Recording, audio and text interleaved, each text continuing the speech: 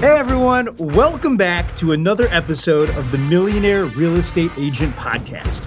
I'm Jason Abrams, and this is the place where we lift the curtain on the world of real estate like never before. Every week, I sit down with visionaries, pirates, and mavericks. We're here to document, demonstrate, and most importantly, demystify their game-changing models and systems. What secrets propel them to the top? And how are they living their dreams?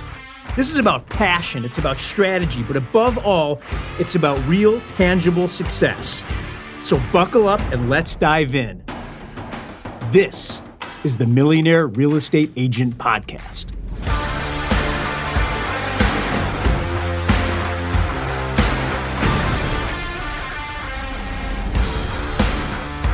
Welcome to the show, everybody. I know what you're thinking.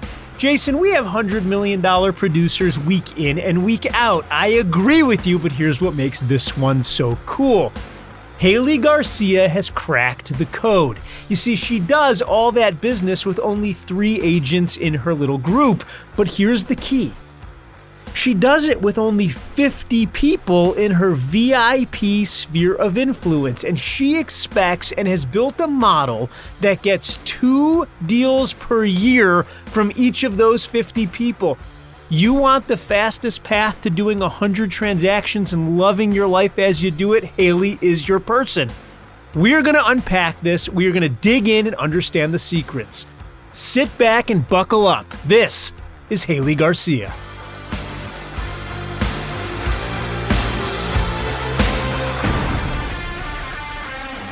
Haley, how are you? I'm great, Jason. Thanks for having me. It is an honor to have you. And it's actually a unique episode because we perennially talk to $100+ million teams and agents. But it's rare that we talk to a $100 million team with only 3 producing agents on it. And I think that's absolutely incredible. Before we get there, though, I want to go back in time. I want to hear your journey. So, Haley, how did you end up in the greatest industry in the world? You know, it's a great story. Of course, I was straight out of high school and decided college was a waste of my time and I wasn't going to do it despite my parents' efforts. I jumped right into sales. So I started selling makeup at the mall at the Chanel counter and thought I was super fancy and having a great time. And at the age of 18 was, of course, #1 in sales in makeup. And they started sending me all around the country doing fashion shows and teaching other sales teams how to do it at the age of 18, Jason, which is ridiculous looking back now. But I did it and all of a sudden was like, this isn't enough for me. Like I'm still working for an hourly rate. Like it wasn't satisfying. Well, so you become #1 in makeup sales. You're traveling all around the country at 18. What did you learn from that? What's the aha that you have? You know, I really think it was the aha that I was an entrepreneur. And at that time, I didn't even know what that meant, right? I just knew that what I was doing and all the effort and energy I was putting into it wasn't rewarding enough for me from a monetary standpoint and also from a growth perspective. Got it. So what happened, it was the crazy story. I never had real estate on the radar. I'm a gym rat. So I'm at the gym at 5 a.m. and was way back then and was working out with a girlfriend of mine who was the personal assistant to a large real estate investor. And she was working with this luxury broker at the time as his assistant, putting all his listings on and flipping properties and doing things. And she was like, I really think you should talk to this woman. She's in real estate. She's amazing. It's all these luxury properties. Like you should do this. And honestly, at the time, I really thought to myself, that couldn't be further from what it sounds like I want to do. But I started doing a little bit of research because she was so insistent and realized that, you know, selling houses was pretty much like selling makeup, right? I was solving a problem. And at the age of 19 to 20, I took 2 weeks vacation back to back that I banked to get my license and got my license. And I actually called that broker probably 15 times before she gave me an interview. And she finally said to me, look, kid, come in and talk to me. I'll give you 5 minutes so you'll quit calling me. And I was like, okay. And we're still friends to this day. And she sat down with me back then and said, listen, you can come on board. You're probably going to fail because most agents do. And I'll pay you $200 a file and we'll see how long you last. And my personality is very much, I love a challenge. So I immediately was like, okay, game on. And for 6 months, I did, oh gosh, I don't even know what the count was back then, but she was very busy, right? So I was probably helping her with 10 to 15 files a month at the age of 20 and making $200 a file. And literally, she just handed me the file and went, here you go, sink or swim. So she would obtain the lead, she would get them in the boat, and then she would hand it to me. And I mean, sink or swim was absolutely what was happening. I had no idea what I was doing, but I was determined to make it happen. And at 6 months, she said, all right, you go on full commission now. Let's see what you can do. And I sold 10 million that last 6 months. I made for sale by owner packets. I knocked on doors. I cold called, you name it, I did it. And I was with her for 9 years and did about 15 to 18 million every year for 9 years. And then decided when I was, I was 27, 28 years old, decided, well, what makes the most sense now? I'll just open my own brokerage because that sounds like a great idea. And so I did. In 2 years of opening the boutique brokerage, again, having no idea what I was doing, we did 180 million and I had 15 agents and I was sitting at a seller's breakfast table in a listing appointment and all of a sudden had this severe pain in my head and they wanted to call an ambulance. And I said, no, I'm going to drive myself to the emergency room. And I called my brother on the way, crying, not knowing what was wrong with me and why my head hurt so bad. They rushed me in and did an emergency CAT scan. And, I'm thinking I've got a brain aneurysm, like something's really bad. And the doctor walked in and said, you're fine. You're having a panic attack. And I still to that point was so indignant. I was like, no, I'm not. You need to check again. I'm not having a panic attack. Well, the long story short was because I was burning the candle at both ends, not having any idea what I was doing, no structure, no systems, and really no training, right? The only training I had was go sell some houses, kid, and see how it works out. So the stars aligned. I was approached by a big boutique firm in Houston who bought me out. And I also, at that point in time, hired my first business coach, which was really, all the coaches that I've had over the years, honestly, are the only reason I have the business I have today and the life I have today, right? They really taught me how to do it. They taught me how to build a business. They taught me how to think like a business owner, not just a realtor. They taught me how to, run P&Ls and do pro formas and all the things that I could have gone to college and learned, but I didn't, right? So I sold the boutique firm then. I stayed on with that company for several years and along the way landed here at KW, which I'm so grateful for. Obviously our culture and our training and all the things that we stand for at KW really help when you've got a team. And now I'm 25 years in this year. That's an unbelievable story. So have you had a panic attack since, or was that the only one? That was the only one. Now, I will admit I have absolutely, struggled with a little bit of anxiety here and there, which is why my yoga and my meditation practice and the things I do to now really care for myself are very important. But no, that was the only one that landed me in the emergency room and being just so annoyed that it was even happening. Right. Well, I don't have time for this panic attack. Exactly. Doesn't it know I'm busy? I love it. Well, and it's a great story. I do find it interesting, though, that you kind of yada through the building phase and you just give the destination. So I went here and we did 18. I went here and we did 150. I'm now doing 150 with 3 people. I want to unpack the yada. Because in order to do $100 million in volume on an annual basis consistently with such a small group of humans, you have to be generating, number one, a lot of leads. How do you generate enough leads to do that much business? Tell me exactly how you do it. Years ago, I had a coach that really shifted my mindset into thinking like a business owner. And as a business owner, for me, it meant building relationships with other business owners and with high-level executives. And so years ago, I started what I called my VIP program. And the VIP program were just really important people in my life and in my community that were business leaders. And when I was young, I went to all of them, asked for coffee, and asked them to basically mentor me and tell me, in their perspective, what should I be doing? What nonprofits should I be involved in? How should I be helping our community grow? And all of that obviously then builds relationships that generates leads. So I've run several different programs over the years. I used to do a mastermind breakfast where I had 10 to 12 business leaders in the community, and once a month. I'm going to stop you only because I know what's happening right now. You have a bunch of real estate agents that are all losing their navigation in order to show houses right now, listening to this podcast and now trying to take notes on the window with the dry erase marker while they drive 80 miles an hour down the freeway. Stop it, y'all. I'm taking the notes today. You just sit and drive. Haley and I got this. If you want to get the notes from today's episode, go to MREAnotes.com. They come out via email every Thursday. So I'm going to take the notes. Haley, unpack for me exactly how do you run a VIP program today? Okay. So start with a list of people in your community that you may or may not know. These people should be in business. They should be part of your community. They might be part of the political side of your community. They might be part of the nonprofit side, or they might be business leaders or entrepreneurs that own small business. So I'm making my list of kind of the bell cows. Like, who's everybody looking at? Who's in business? Who's in politics? It's the who's who of the community, isn't it? It is.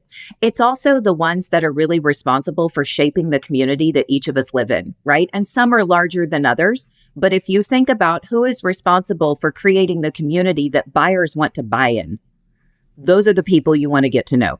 Not only are you going to build strong business relationships with them, as you do that, they're going to respect you as a fellow community leader, therefore rely on you when they know people need to buy and sell. Now, do you find that when you're talking to these business owners and these politicians and these kind of connected people, do they discount a residential real estate agent as a business owner from Jump Street? Or are they open to the idea that we're business owners also? I think they do discount until they actually meet some that run a business. Got it. Okay. So I make my list. Then what do I do? Make your list, then go through and really look at the triangle of trust. If you don't know them, who do you know that knows them that can make a warm introduction? And get in front of them, right? This is where I preach to my team all the time. It's FaceTime. Don't make a call. Don't send a text. Don't try to go to a networking event. Really try to connect one-on-one FaceTime, even if you get 15 minutes. And you want to do so with a perspective of, tell me something I don't know. Where should I be involved in the community? How can I help you in your mission? They inevitably are going to turn around and ask you the same questions. And that's where you have to be ready to talk about who you serve and the problems you solve and what you know about the community already as a real estate agent. Got it. So this isn't a part-time gig. This is like, I'm going to be immersive in my community and be able to speak credibly about it. Absolutely. Jason, this is how I built my entire business. It is for years. And this is not something that happens overnight, right? So as I talk to agents, you're not going to go do this for a month and see raving results. You're going to have to build relationships.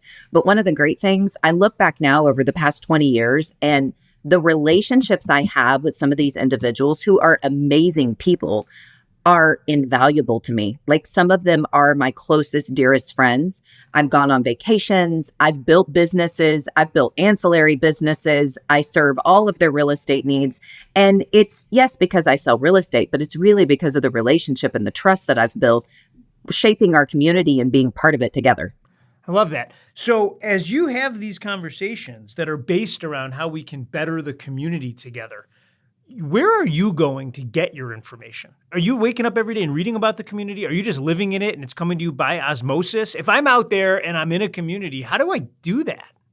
You know, it's a little bit of all of it. So I don't do any one thing, right? I do stay in touch with all of our local news outlets, but very high level. I actually tried not to take in news, to be quite honest.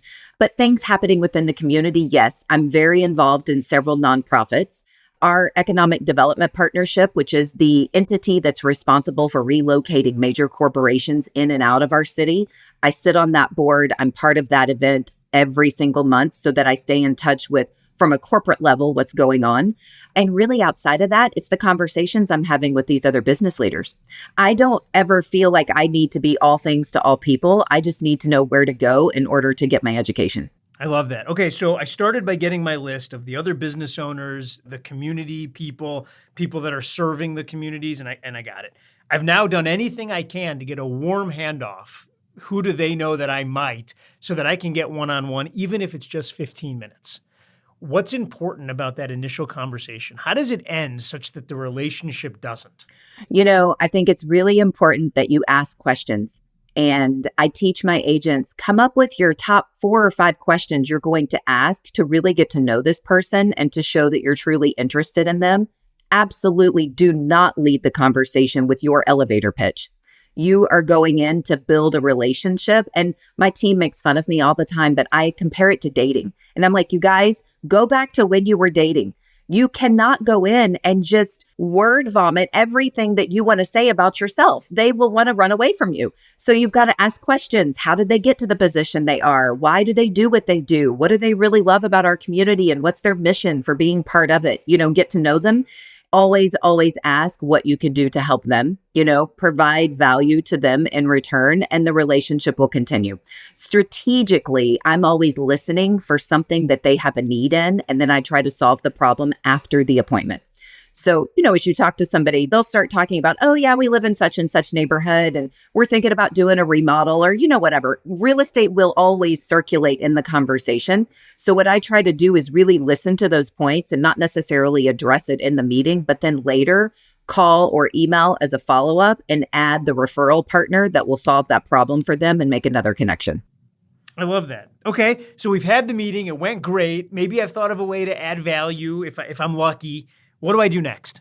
So I keep a pretty tight list of these VIPs, and I have an internal little, we'll call it a scrub system that I kind of run them through to know if I want to add them to the list. If they are added to the list based on, number 1, do I like them, right? Because I don't want to become friends with somebody I don't like. Number 2, are we aligned in our values and our mission within the community and just life as a whole? I'll put them on the list, and then I start working them through my program. And some people have said to me over the years, it seems really disingenuous if you're running them through a program. And I actually think it is my memory to make sure that systematically I don't miss anyone to show them that I really care. So it's a birthday, anniversary, work promotion, having a baby, anything that's going on in their life. My team has a whole checklist to make sure we're tracking all of those and we're acknowledging them and staying in touch. Well, how do you know? So you and I go out and we have lunch, and it's awesome. We start with dessert. We slowly work our way back to a salad. We're both thrilled with it. Now I want to add you into my list because I believe that you like me and I believe that we're aligned. But I don't know your address. I don't know your birthday. I certainly don't know your anniversary unless we had the most amazing lunch ever. How do I get any of that? So social media tells us a lot. LinkedIn tells us a lot. And then as I build rapport with you, I have a little form that's called an All About You form. And when it's appropriate, I will send you that in an email and go, hey, I would love to get more information about you and your partner and your kids, because we're obviously building a relationship and I want to be able to invite you guys to things that you might really be interested in and celebrate life with you. Whenever you have time, complete this form for me. I think that's genius. I love that. So now I have the information about the human. Is everybody getting certain touches over the course of this year, this VIP group? Yes. So they all get added to my monthly newsletter called Home with Haley. They also have the right to opt out if they don't want to receive it, right? Okay, hang on. Let's unpack it. So now I'm in the monthly newsletter. What does that focus on? And who makes it? And how do you get it out so that you don't lose your mind and have a panic attack? Yes. So one of my internal team members makes it and then sends it to me, and I add all the personal touches after she puts the bulk of the information in. It starts with a quick little letter from me, which I do personally write every month, and something that's going on. So this past month, I went to France for a couple of weeks. I added a picture in front of the Eiffel Tower and I wrote about the trip. And then it's broken down into segments. So the very next segment is something industry related, right? Because I still want to stay top of mind that I'm in the industry. So I made a video on the NAR settlement, of course. So that was next. Then I highlight a community highlight. So it's either something I've done with a nonprofit. It's a nonprofit that needs highlighting. It's a festival in the community benefiting somebody that gets highlighted for the month. And then we kind of work our way down. We'll add in different tips, like get your AC serviced at summertime, whatever. And I have been adding in more videos, which crazy, shocking. It's upping the view rate, but that's it. And it goes out once a month like clockwork. Perfect. That goes out via email on a monthly basis. That's the newsletter. What's next?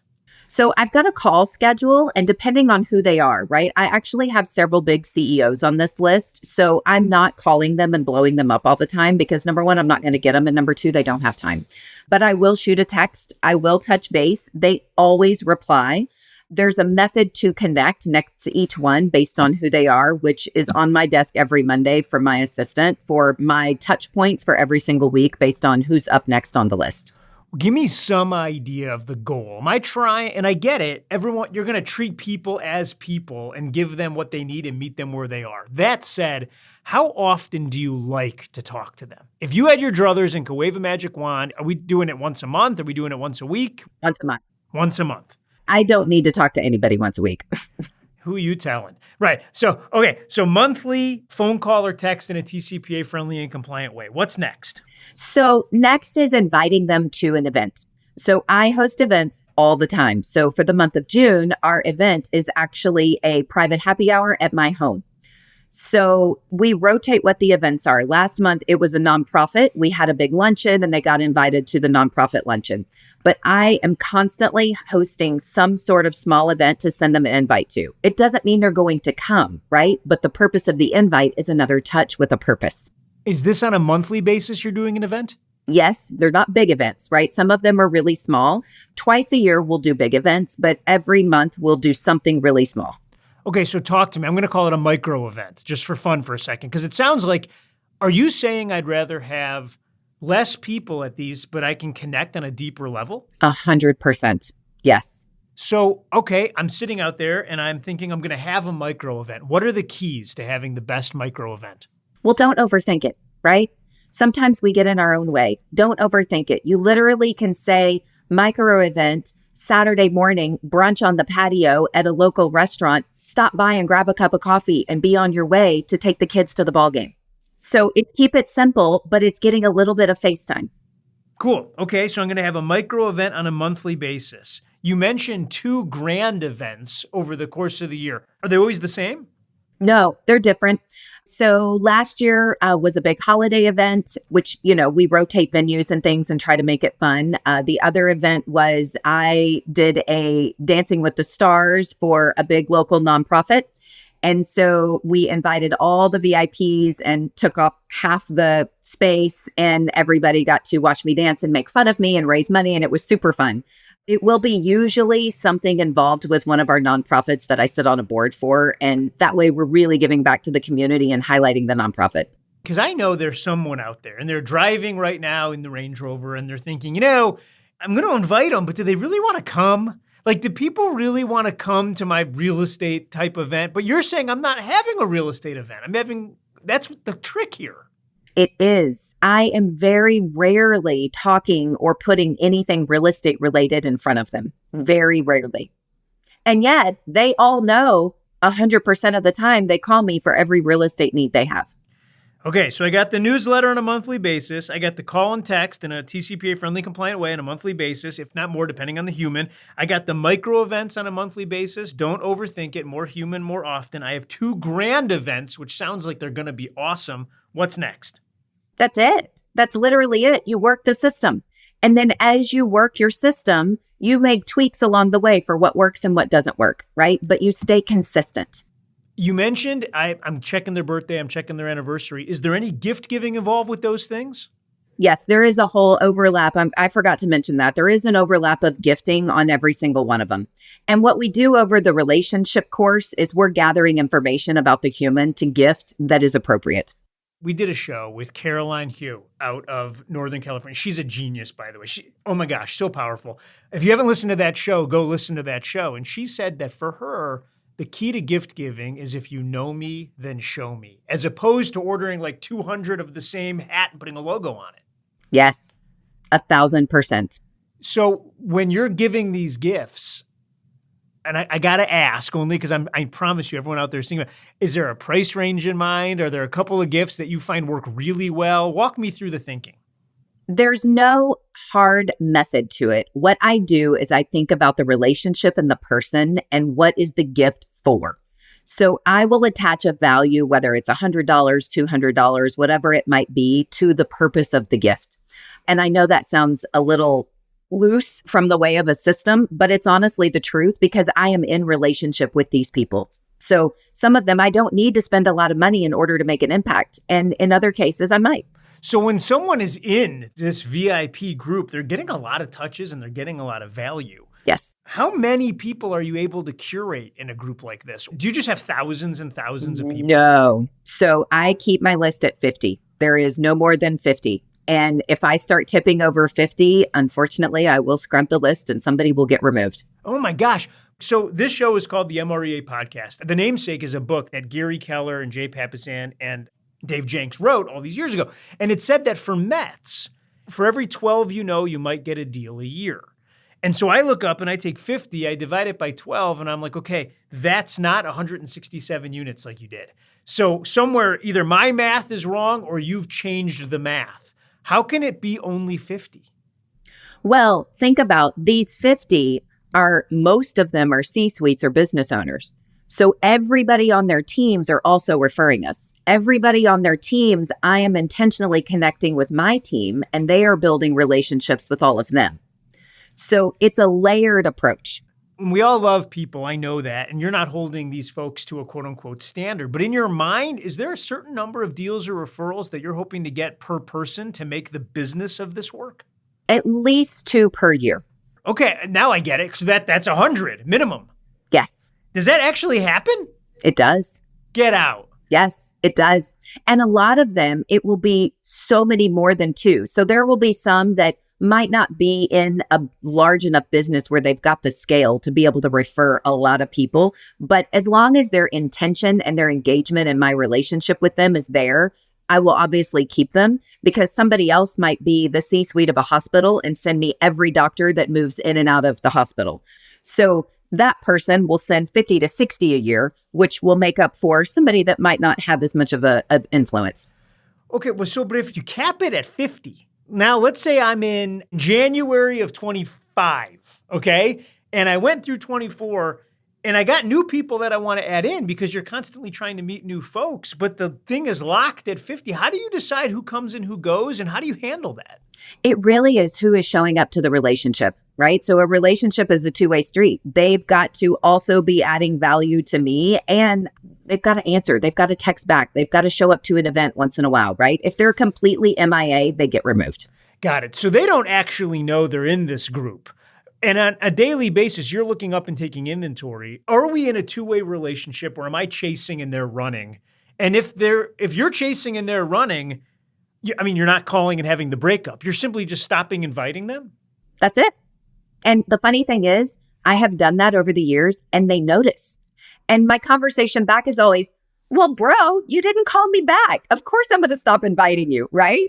But they do notice, which always amazes me because people really do pay attention even if they don't engage.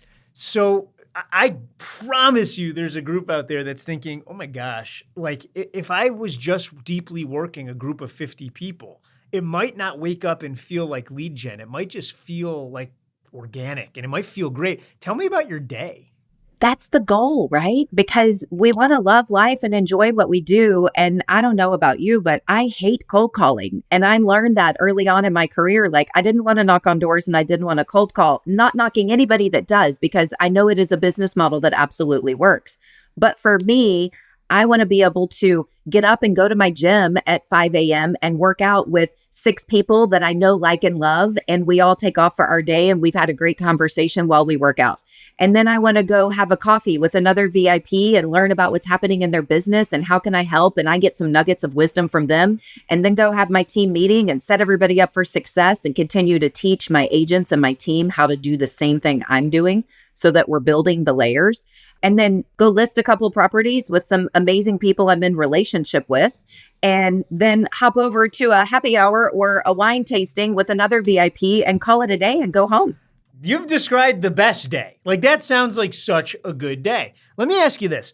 How often are you looking to add new people in? Because look, I get the initial, which is go make my list. But once you have the list, are you organically just running into people and it takes on a life of its own? Or are you purposefully saying, okay, who's who that I don't have?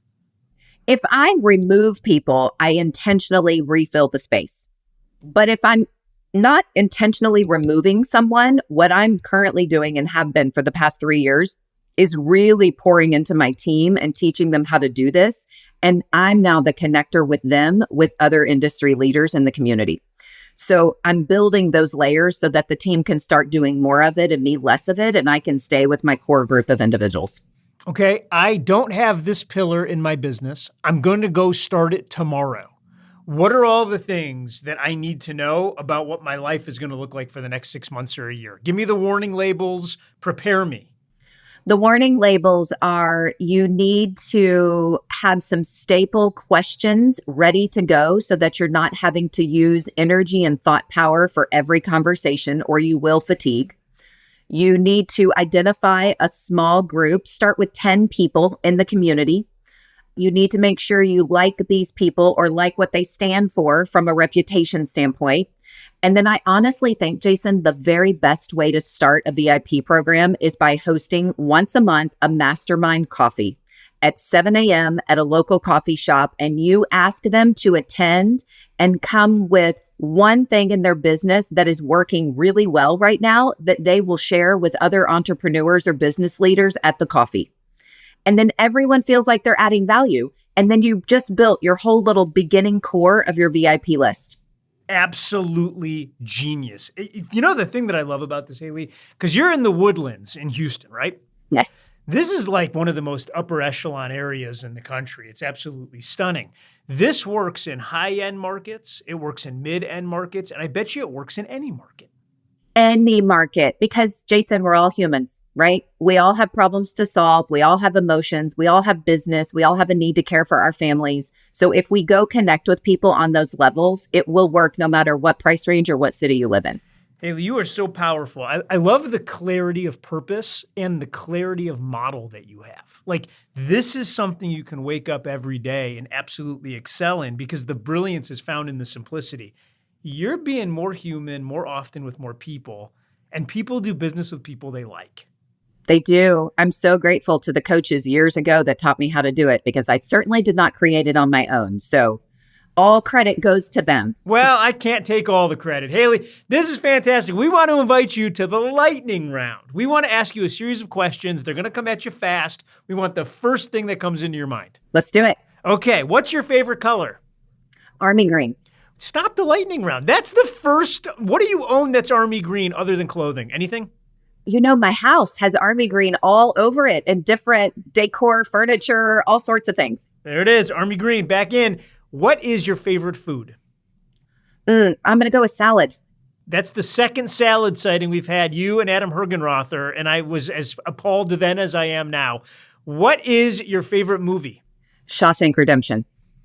Second time that happened too. And stop the lightning. You know, the first time that it happened was a gentleman named Damon. If you haven't listened to his show, go do it. He spent 9 years in prison and says that that's the most realistic prison movie that's out there. Such a good movie. It's so good. Okay. Favorite podcast, if you're a podcast listener, doesn't have to be this one. You know, I love this one. I listen to it all the time and you've got amazing guests. Second to that, I would probably say Tim Ferriss. Love that. Is there a book that you think everybody should read? E-Myth. Why E-Myth? E-Myth teaches you how to McDonald'ize your business. And so when you're building a real estate business and a team, to have everybody in their specialty, when I read it years and years ago, was mind-blowing. I was like, of course, I'm the pickle person. You're the bun person. This is it. So yes, E-Myth. What's your favorite sound? Oh, the wind blowing through the aspen trees in the mountains. You're just not going to beat that. That's so good. Is there a place, last question, that everybody needs to vacation? I promise no one will go because you don't want to tell us what it is because you don't want it to be crowded, but I'm going to go. Where is it? You know, I'm a mountain girl. Anywhere in the mountains. I love it.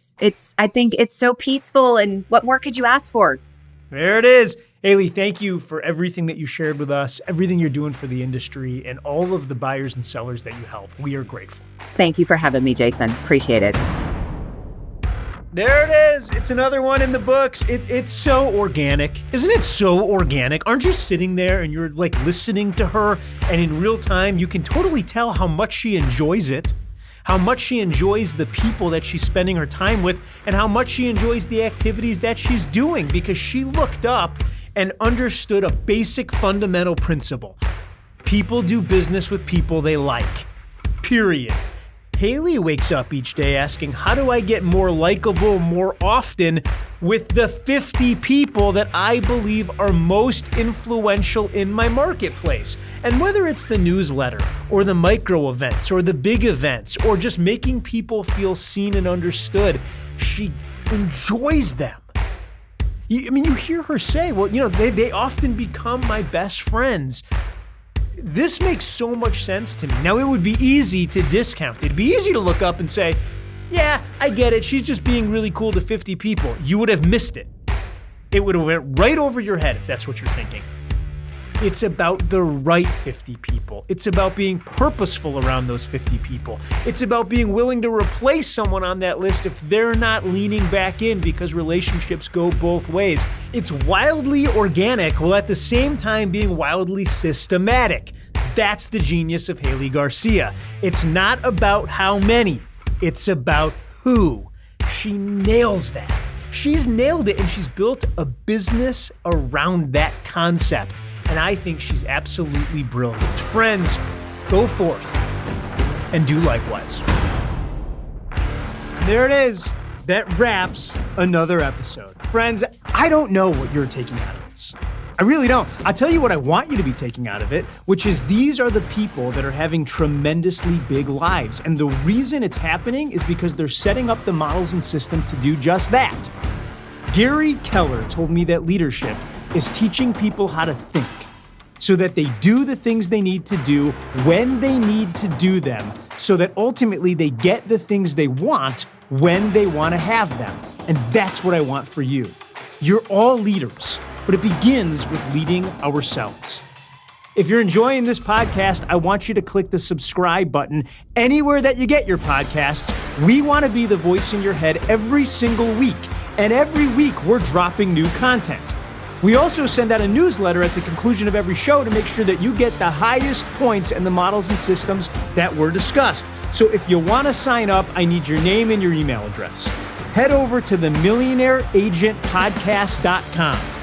millionaireagentpodcast.com. Enter your name and your email address, and every week that newsletter will be in your box. Friends, you just went on a journey.